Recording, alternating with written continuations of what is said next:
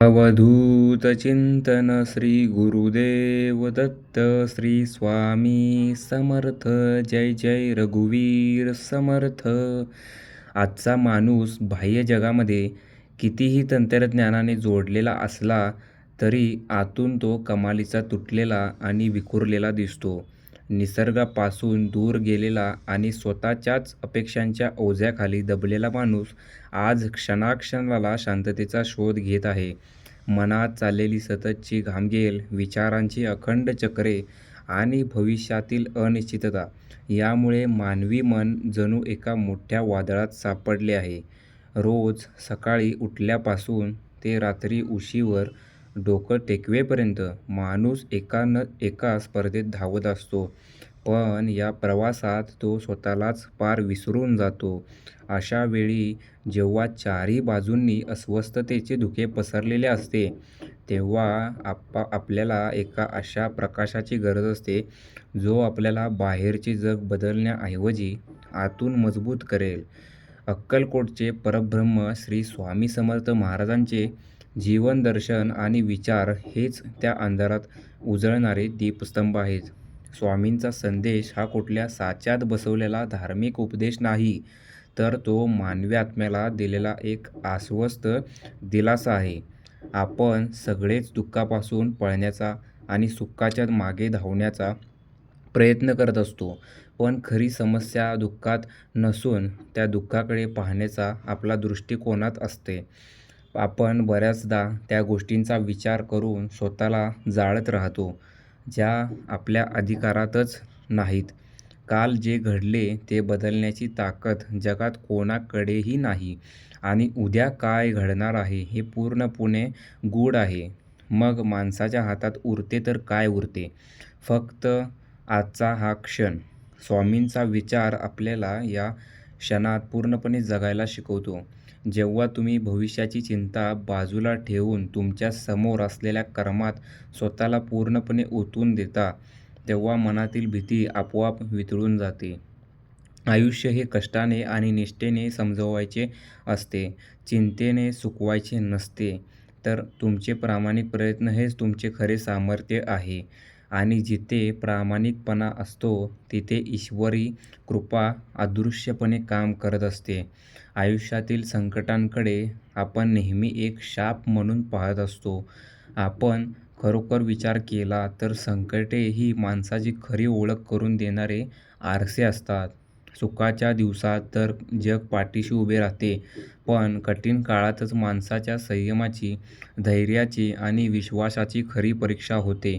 त्याचप्रमाणे वादळातून तावून सुखालून निघाल्याशिवाय संघर्षाच्या अग्नीत तापल्याशिवाय मानवी मनाला कणखरपणा येत नाही.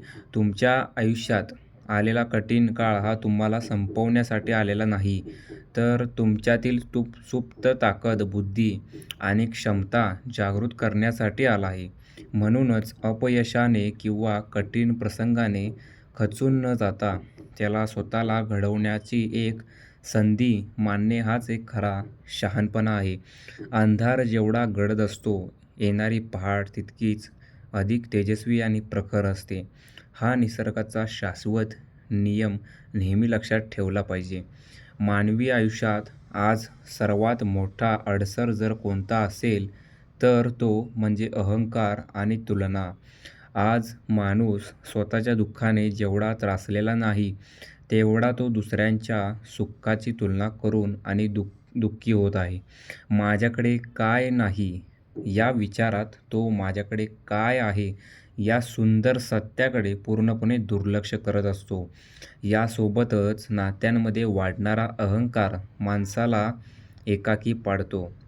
स्वतःला कायम बरोबर सिद्ध करण्याची हट्टासवृत्ती माणसाला माणसांपासून दूर नेते.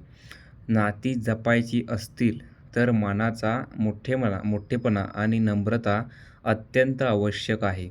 दुसऱ्याला समजून घेणे आणि त्याच्या चुका पोटात घालणे आणि वेळ पडल्यास माघार घेणे ही कमकुवतपणाची लक्षणे नसून ती मानवी प्रगल्भतेची चिन्हे आहेत.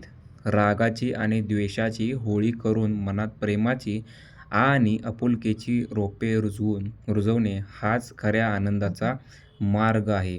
भक्ती किंवा अध्यात्म म्हणजे जगापासून पळून जाणे नव्हे, तर जगण्यातील जबाबदाऱ्या अधिक प्रेमाने पार पाडणे होय.